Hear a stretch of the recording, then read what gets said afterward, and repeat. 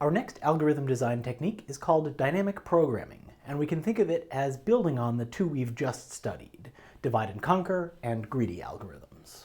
A dynamic programming algorithm considers a sequence of subproblems, computes optimal solutions to each, and then saves those subproblem solutions to help it solve larger problems later.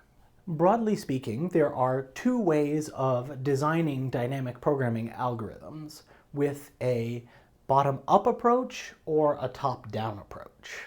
In some places, you'll see the top-down approach referred to as memoization and bottom-up called dynamic programming, but these two approaches share the same core concepts, and so we'll study them together.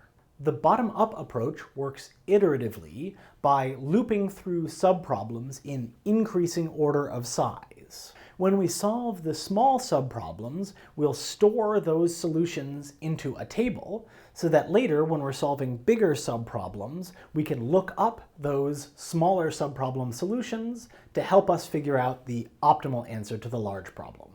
This approach sometimes feels a little like a greedy algorithm, in that we are looping through each of our instances one at a time, and at each step figuring out what is the optimal solution at this stage.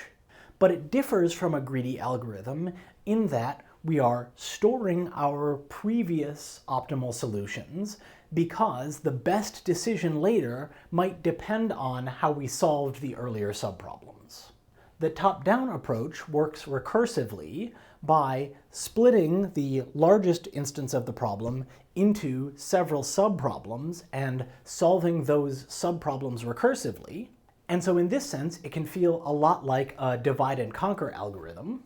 But unlike divide and conquer algorithms where the subproblems are entirely independent, in dynamic programming, we're expecting that subdividing those subproblems further will result in the same subproblems coming up repeatedly. And so we can augment our recursive calls to start by checking whether this particular subproblem has been solved before, and if so, we can stop recursing and just look up the solution.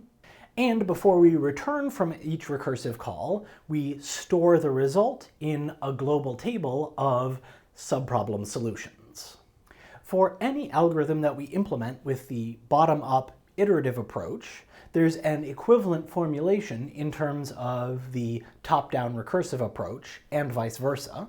But to give you a sense of both approaches, today we'll use a bottom-up iterative approach to solve weighted interval scheduling, and next time we'll give a top-down recursive algorithm for the word separation problem. So, the first problem that we'll tackle with dynamic programming is the weighted interval scheduling problem.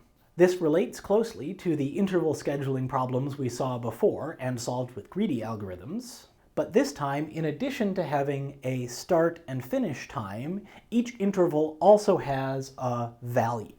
And so we can think of our input as a set of jobs, and our goal is to decide which subset of the jobs are we going to accept, and we can only accept jobs that don't overlap, but we want to maximize the total value of the accepted jobs.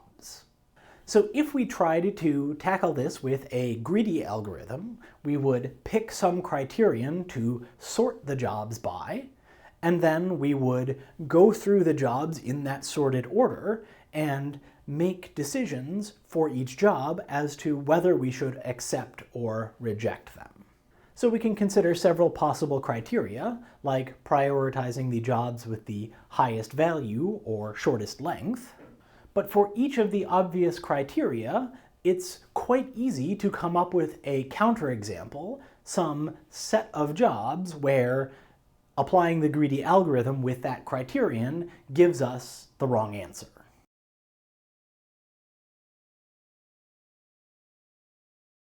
If we sorted these jobs by value, then we would first consider the long job with value 5 and accept it, and that would force us to subsequently reject a collection of shorter jobs that add up to a larger total value.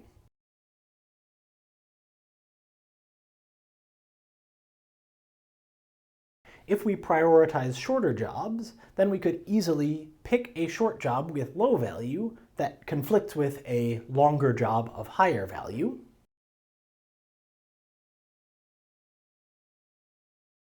And if we sorted by finish time, then we could clearly pick a lower value job that finishes first, but overlaps with and prevents us from picking a higher value job.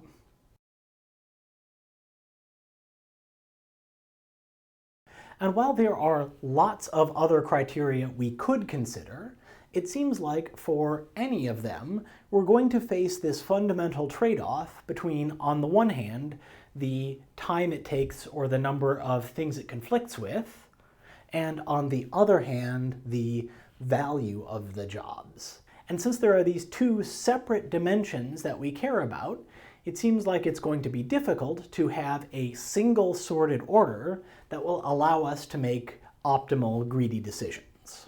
So instead, we can try approaching weighted interval scheduling with dynamic programming. And again, we're going to begin by sorting the set of jobs into an order that will be useful.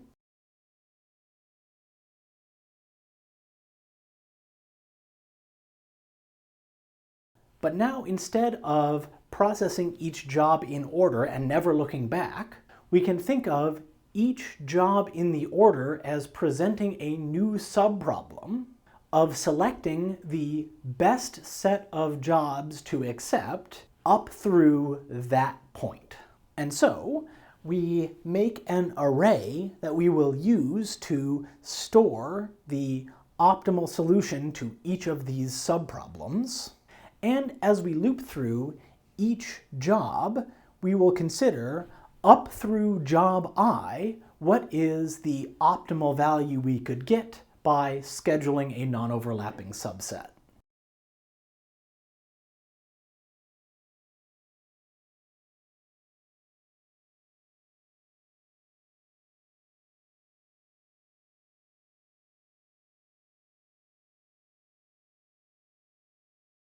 And when we're considering the subset of jobs up through I, we will have already found the best subset of jobs up through I-1, which means our decision on the ith job is whether to include that particular job or not in the optimal subset so far. So the options we're deciding between are either the best thing we've found so far up through I-1, or the best thing that we could find if we included job I. And if we include job I, then to make sure there is no overlap, we have to ensure that we are only picking other jobs that finished before I starts. And so we need to identify J, which is the last job in the order that has a finish time no later than the start time of I. In finding J, because we are looking for a particular finish time, and we've already sorted the jobs by finish time, we can use binary search and come up with J in log n time. And if there is such a job, then we know, having previously solved subproblems, that we will have stored in our opt array the best value we could get up through the jth job. So if job I gets included in the optimal subset, then the value of that optimal subset would be the value of job I plus the optimal value up through job j. On the other hand, if there are no jobs that complete before job I starts, then including job I in the optimal set would make it the only job in the set, and so we would get 0 value from previous jobs plus the value of I. So now we want to compare the value we would get for including I versus the value we would get if we didn't include I, which we already computed as the optimal value up through I-1.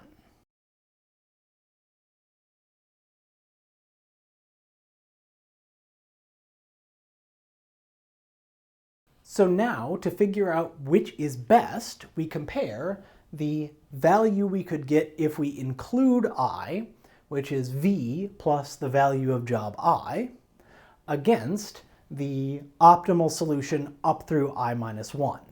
And whichever of these is larger will give us the optimal value up through the ith job. So that optimal value will either be the value of the ith job plus the best value before the start of I, or it will be the best value without the ith job. So once we have completed this loop, we will have filled in all n entries of our opt array, and the nth entry will tell us the optimal value that we could get up through job n. So if we just want to know what's the best value, we can return element n of the opt array.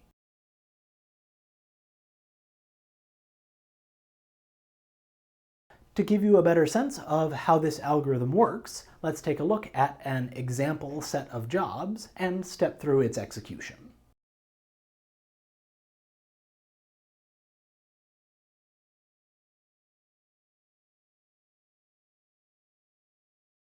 Here we have a set of jobs with their start and finish time represented by the bars and labeled above with their value.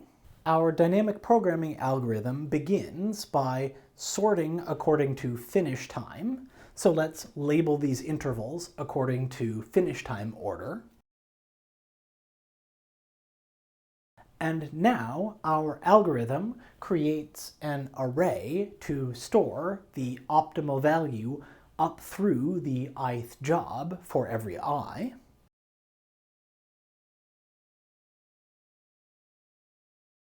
And then we will loop through the jobs in sorted order.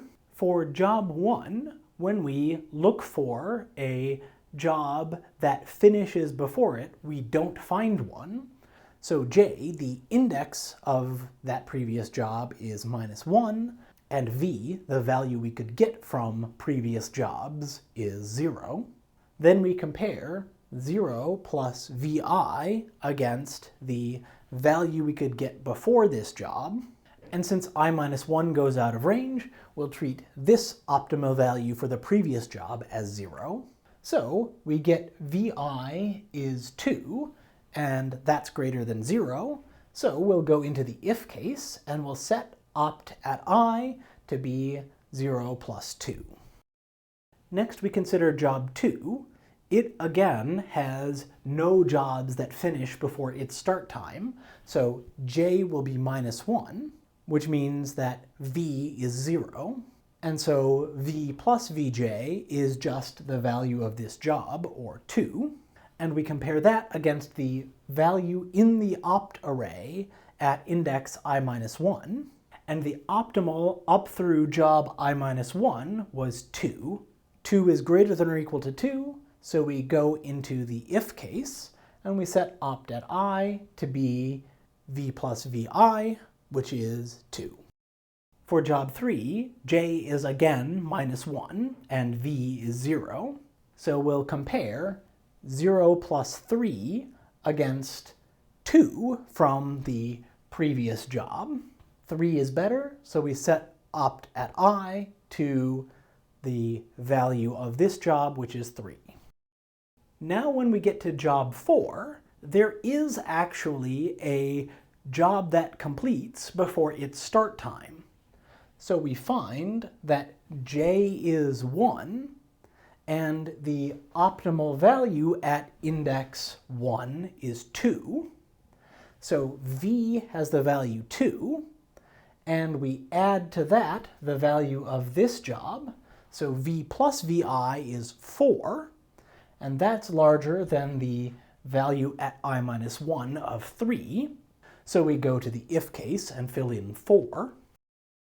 Then for 5, we find j equal to 2, so the best value we could get from jobs that complete before the start of 5 is 2, and we add to that the value of job 5, which is 1. And so now 3 is not greater than or equal to 4, the value that we could have gotten without job 5. And so up through job 5, the best we can actually do is to leave out job 5 and just take the 4 from I-1, which is what we fill in for the else case. For job 6, the last thing to finish before it starts is 3, so that's j, and v becomes the value of opt j of 3. So v plus vi is 3 plus 1, or 4, which is equal to the optimal value at I-1, so we go into the if case and fill in 4. On job 7, the last to finish before it is 5, so we look up the optimal value for 5 and add the value of this job to get 7, which is better than if we didn't include job 7 and just looked at I-1. So again, we go into the if case and fill in 7. At job 8, the last to complete was 6. The value up through 6 was 4. So if we include 8, that would give us a value of 5, but that's not as good as the I-1 value that we could get up through 7. And so we go into the else case and we set opt at 8 equal to opt at 7, meaning even if 8 was the last job, we wouldn't accept it. Then at 9, the most recently completed job was 8, so we look up the optimal value at 8, which is 7. We add in the value of job 9 and get 11. Compare that to I-1. 11 is better than 7, so we go to the if case and fill in 11. For job 10, the most recent to complete before its start was 4, so we look up the optimal up through 4 and add that to 10's value of 5. We get 9. And so looking back by 1, it's better to skip job 10, and we go into the else case and fill in 11 for the value. And for job 11, we look back at the most recent to complete, which was 8. That gives us a value of 7. 7 plus 3 is 10, which is less than the I-1 value. So again, the else case will fill in I-1's optimal solution of 11. Now we're done with our for loop, and we return our optimal value of 11 from this set of jobs. So this shows dynamic programming in action, where we can figure out the optimal value for a larger problem by looking back and comparing to the optimal value on subproblems. But often we want not just the best value, but actually the choices that give us the best value. In this case, we want to actually know which jobs to accept, and so we need to augment our dynamic programming algorithm to keep track of what choices it made along the way to get that optimal value, so that at the end we can figure out what set of jobs should we have picked. To do this, we can keep track of an additional array, where in each entry of the opt array we store the best value we could get for that subproblem, and in this new array we'll store the choice we made on that subproblem to get the best value. When we fill in this array, our goal is to make sure that we leave the value as 0 if it is wrong to select that interval even when it's the last option, or if we determined that it was optimal to select a job when it was the last available, then we will fill in the value of j. This will accomplish two purposes. One is that by having a non-zero value, we will indicate that it was good to select that particular job. And second, by filling in the value of j, we will tell ourselves where do we need to look back to reconstruct the rest of the set consisting of jobs that don't overlap with this one that we're selecting. So to keep this choices array up to date, we need to think about what we do in the if and else cases.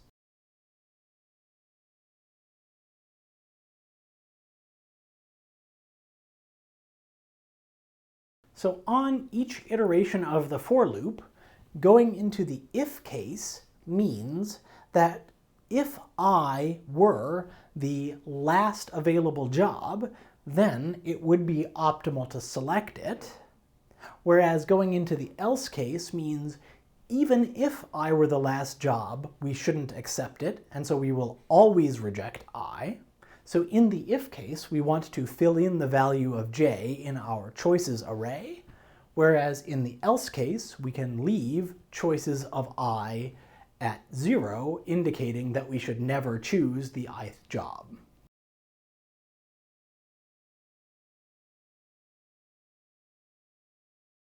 Then when we're done with our for loop, we'll need to work our way back through the choices array to reconstruct the set of requests that we want to accept. Before we write that pseudocode, let's go back and augment our example to show how we built the choices array.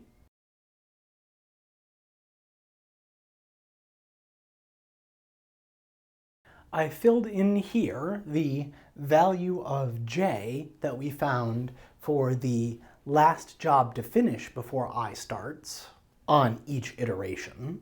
And as we worked our way through the loop, each time we went into the if case, we recorded j in the choices array, and each time we went into the else case, we left that entry as 0. On iteration 1, we went into the if case because our previous optimal was 0, so we record j as our choice and put a -1 in the choices array.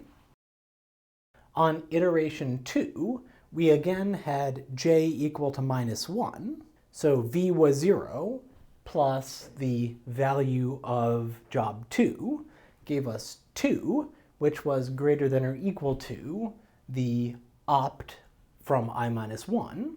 So we went into the if case, and we should have recorded j, giving us another -1.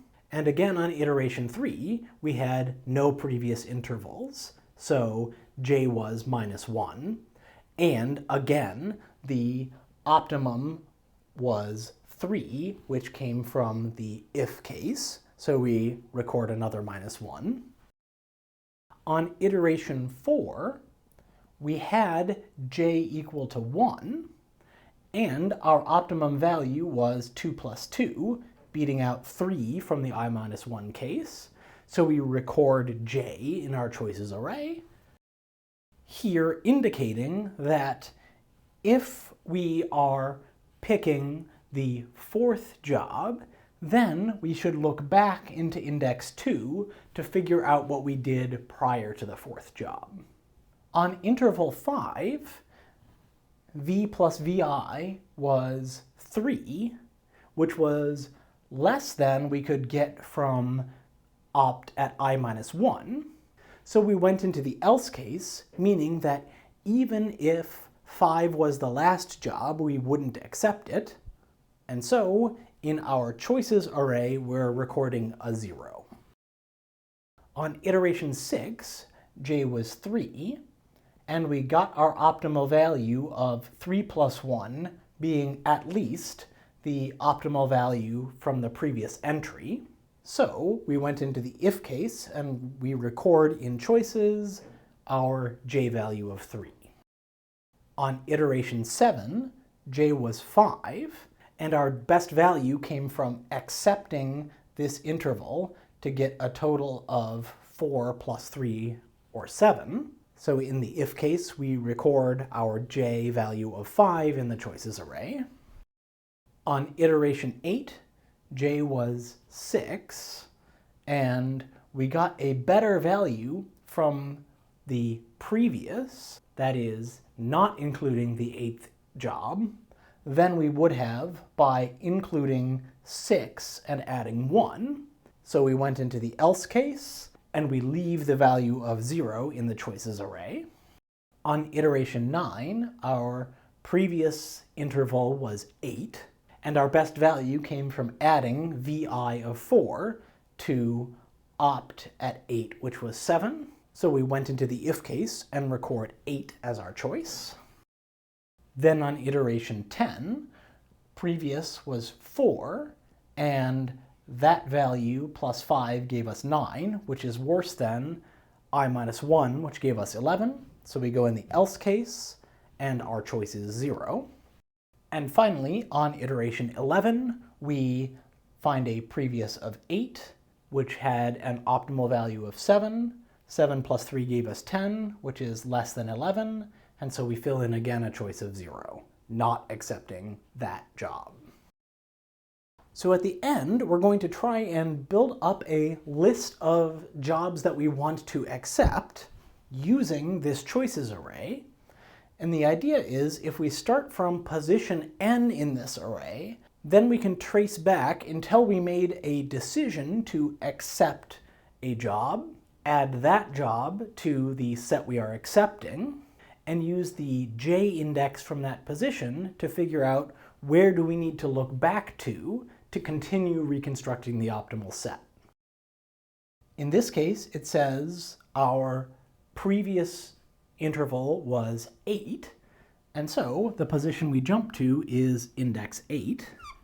From there, we didn't choose interval 8, but here we chose job 5, and so we jump back to index 5. We didn't choose job 5, so we continue one at a time until we find a place where we accepted the job, which tells us when we accepted job 4, the previous job to consider was 2, so we jump back to there. And since we accepted this job, we jump back to -1, and we're done. And now the positions where we jumped tell us the jobs that we accepted. We accepted jobs 9, 7, 4, and 2. And if we add up the value of that list of jobs, 2 plus 2 plus 3 plus 4, we get our optimal value of 11. So let's augment our pseudocode to add this tracing back procedure and reconstruct the set of jobs that we're going to accept. So we're going to start with position n and go until we get to -1. And if we find a non-zero entry in the choices array, that means we accepted that job, so we should add I to our accepted list. And then, based on the entry in the choices array, we know where to jump back to consider intervals that completed before I starts. On the other hand, if we have a 0 entry in the choices array, then we know that the optimal thing to do at that point was to ignore the current job and just go back to whatever we had on the previous iteration. So we'll just decrement I. We'll get to the end of this while loop after we found a choice entry that was -1, which meant that we were at some job that had no jobs concluding before its start, meaning we've identified the first job in our set, and we can now just return the list of jobs to accept.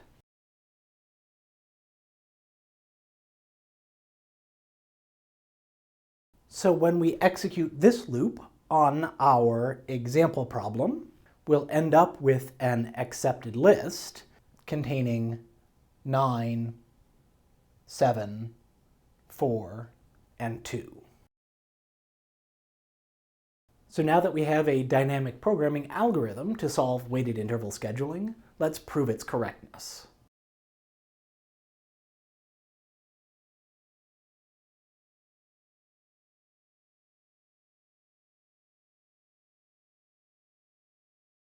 Dynamic programming algorithms lend themselves to very straightforward inductive correctness proofs because we are iterating through subproblems and at each stage selecting an optimal choice based on the subproblems that we have previously optimally solved.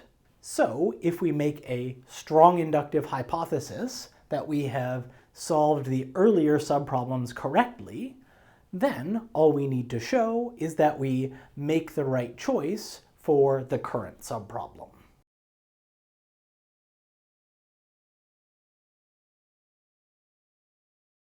The base case is that we get the value in entry 1 of the opt array correct, and our algorithm will always fill in the value of the first job as the first entry in opt, and since that's the best we can do with a set containing only one job, our algorithm is optimal on a size 1 set.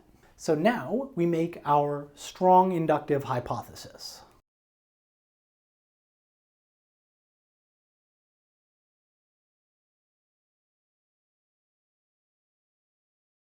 So our inductive step wants to prove that if we've gotten the optimal values up through I-1, then we will also get the optimal value on iteration I.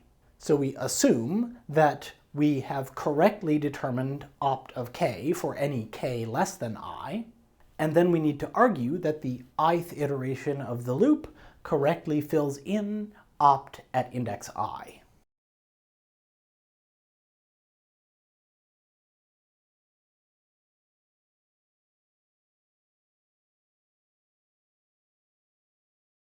On iteration I, we are trying to figure out the optimal value up through the ith job in the order, and that could either come from a subset of the first I jobs that includes job I, or a subset that excludes job I. So we have two cases.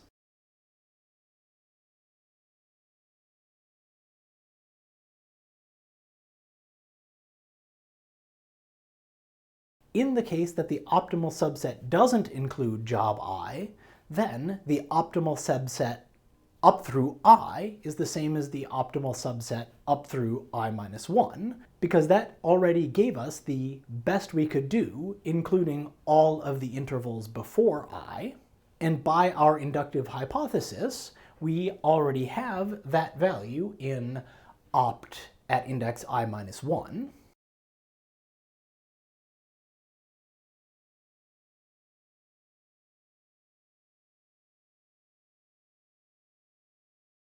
In the case where the optimal subset includes job I, the value of that optimal subset will be the value of job I plus the value of the rest of that subset, and the rest of that subset's value has to be the best value achievable among jobs that finish before I starts, and by our inductive hypothesis, opt at j is correct, and we found j to be the last job in the order that finishes before I starts.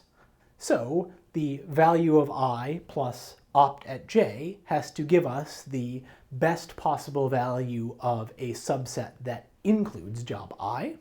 And then, since we are comparing the optimal value at I-1 to the optimal value of a subset that includes job I, and choosing the larger of those two values, we will get the better of these two cases and always choose the optimal value up through job I.